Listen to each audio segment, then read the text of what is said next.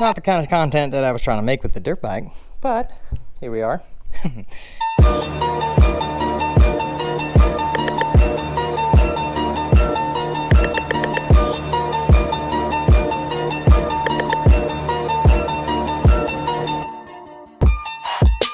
Wife was going to pick up my daughter at school the other day, and she thought that she had just popped the chain, and the chain was like actually like broke. It didn't just like pop off.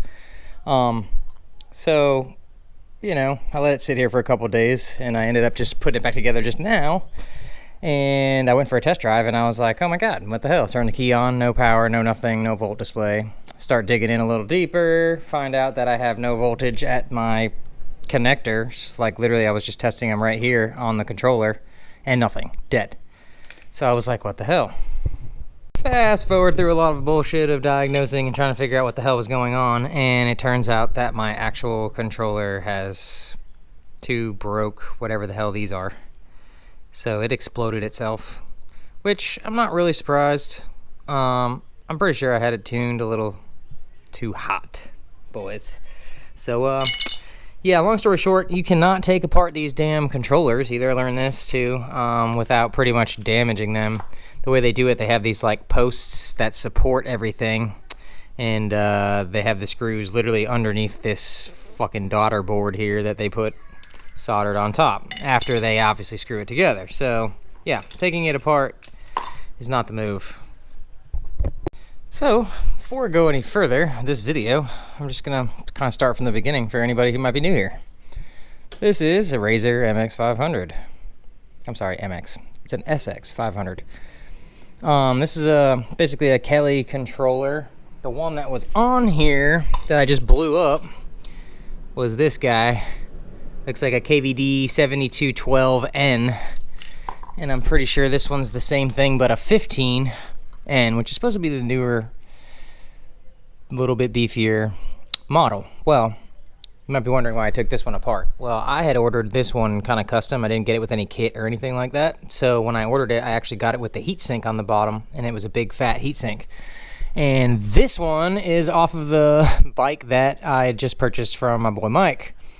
His did not come with a heatsink, but I just managed to like retrofit this thing together. Turns out that the chassis bolts actually will mount up to the heatsink chassis bolt, so I could actually retain my bolt hole location, because the plate itself had a much smaller, I don't have anything to show you, but it had a much smaller profile, so I would have had to re-drill some holes or something. I didn't want to do all that on my welded plate here.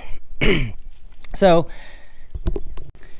whole bike has pretty much been replaced at this point. It's got custom shocks in the front, custom pit brake brakes, custom rear shock, an upgraded motor. This is basically a my 1020 plus on this one, which I'm pretty much haven't had any problems with it, so I'm going to keep this setup going for right now. I may or may not upgrade the chain, because like I said, she popped the chain again.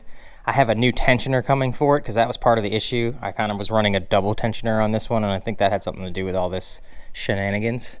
We're about to find out. Hopefully the motor didn't blow the controller, and I'm about to blow this controller too.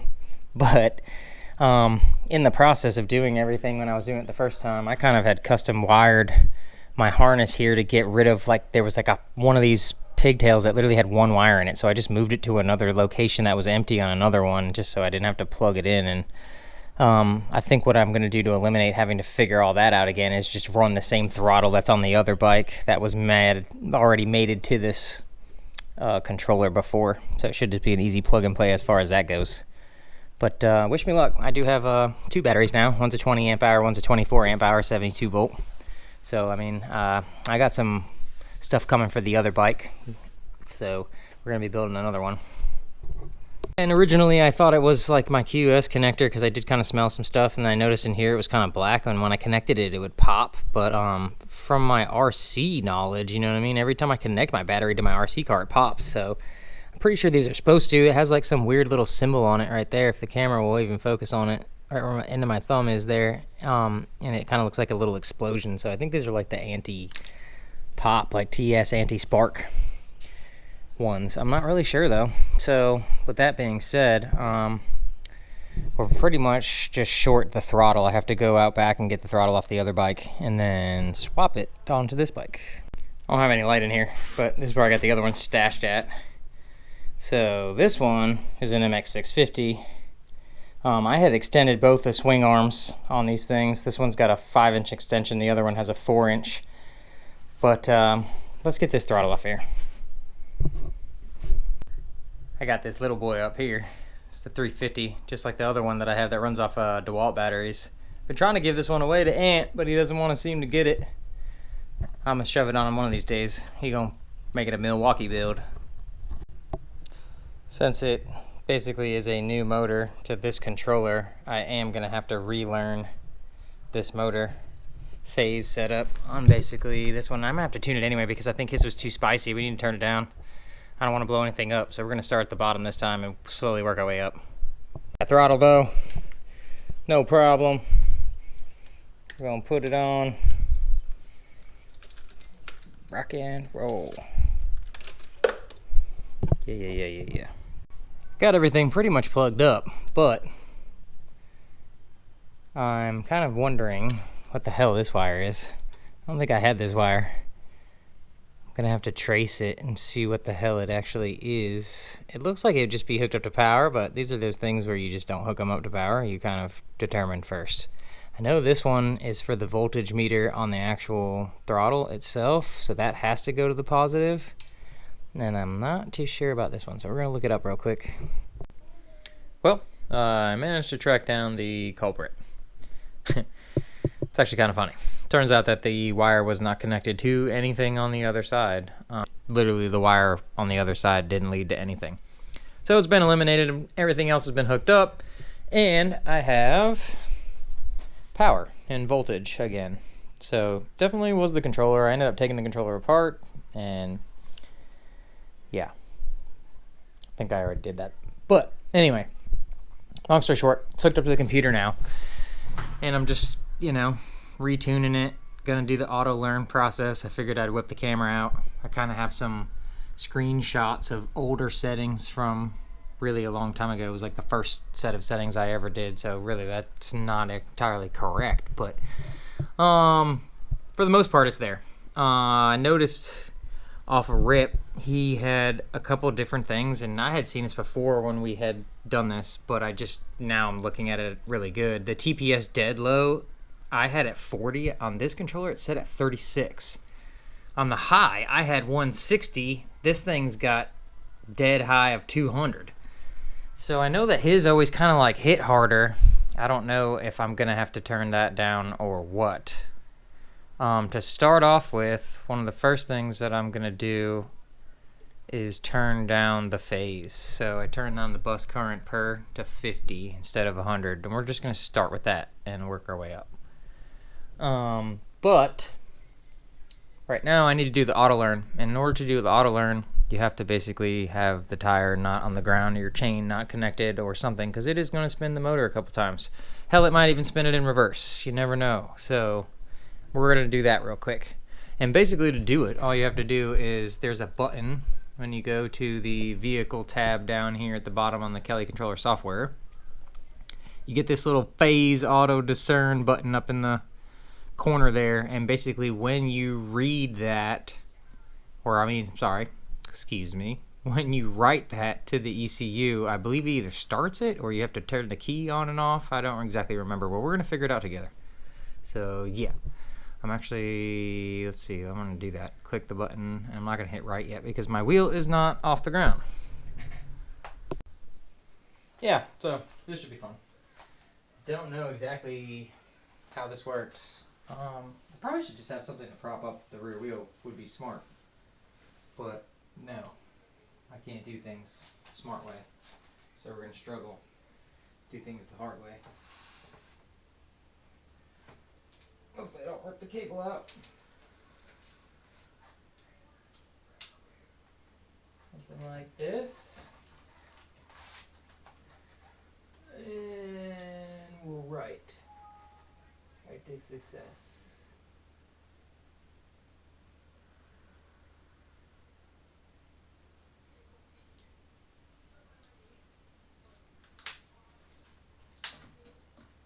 There it goes. Spun the motor kind of forward and back. I guess I should have had the thing on there, beeping indicating that I believe it is done. So power off, power back on. Oh shit, that's right, it did it again.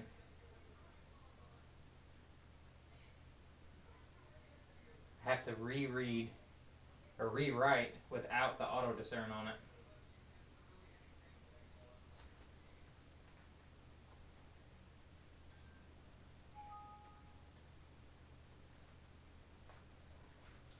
And basically, now if we give it gas,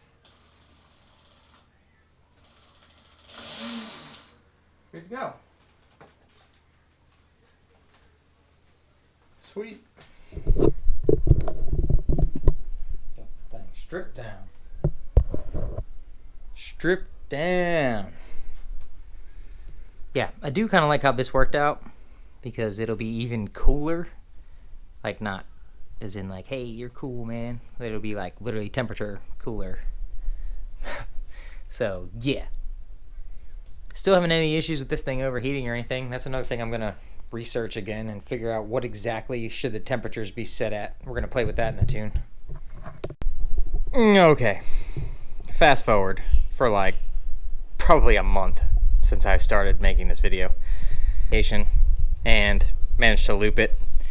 Didn't really do much damage, kind of just lost the rear fender here, and I did end up like breaking off this rear bar here, and it probably needs to be re-welded right here, but it's not a big deal.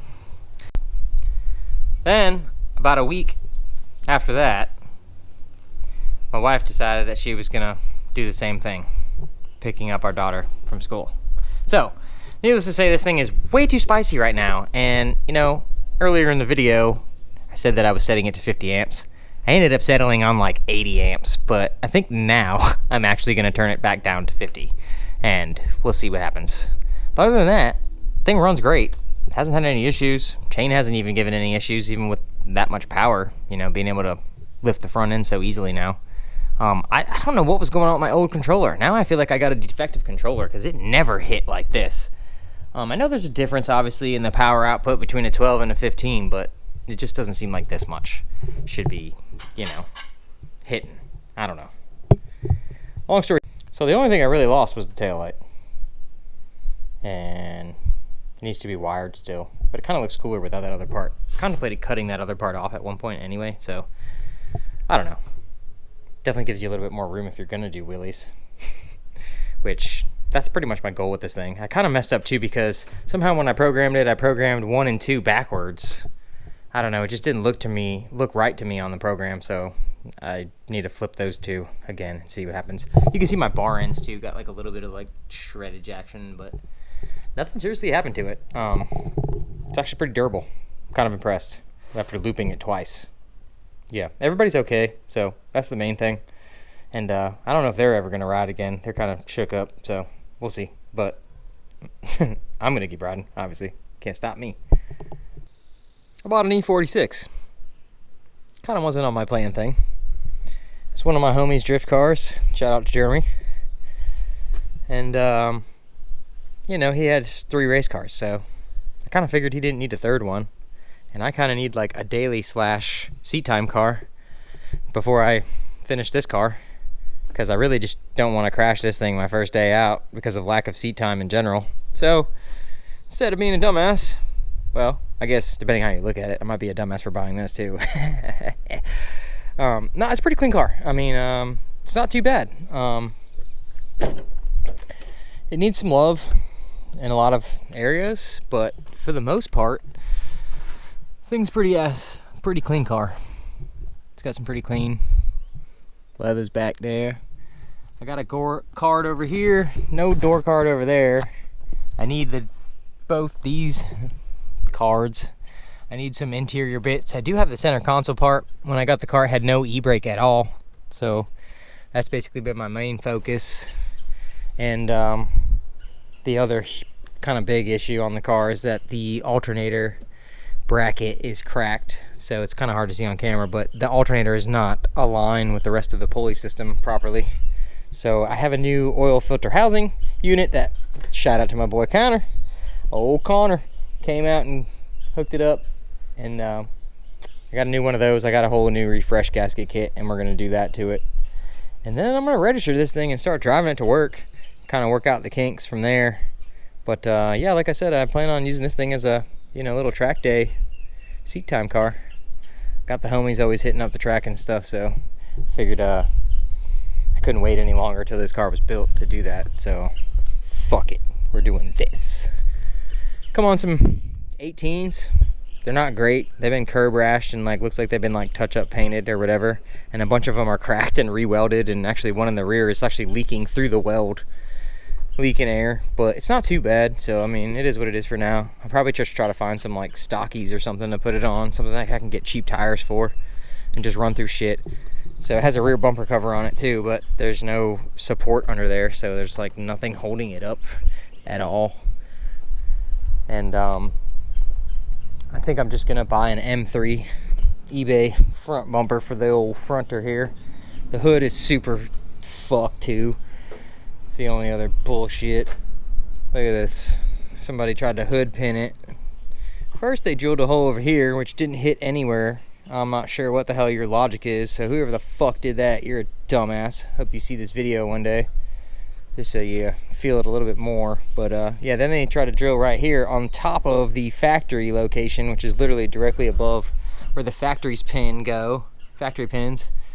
And these aren't even tightened down right now because I just bought these off eBay because it had no pins to even hold the hood down, even though everything works.